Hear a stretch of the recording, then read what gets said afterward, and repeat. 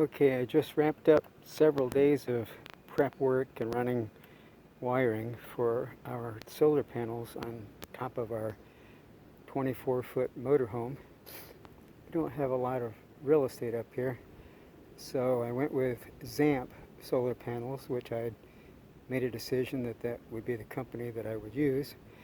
I went with their 100-watt panels, which gave me a slightly smaller profile, and installed two. I used 1-inch long number 14 stainless steel machine screws to go through the mounting feet. There are 3 holes going in through the roof for the mounting feet. This is a Coachmen Prism. Coachmen uses Luan plywood of some unknown thickness. I tried to find out how thick, and I found out that it was anywhere from maybe a 1/16 to an 1/8 of an inch, maybe 3/8 if I was really lucky. And of course it's over aluminum framing, so I don't have any studs that I can screw into.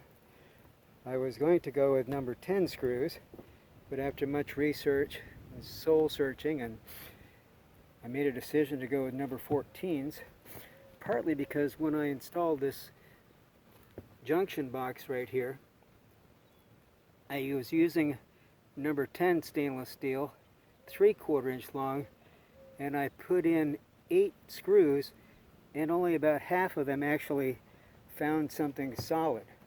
So everything I ended up getting screwed down the best I could, and I sealed.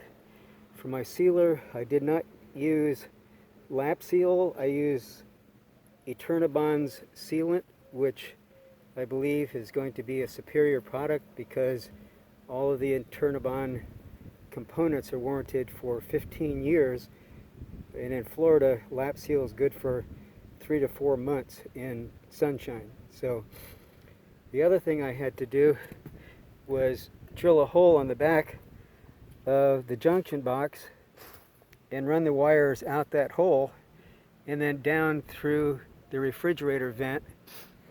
Because of the aluminum framing, I was kind of trapped.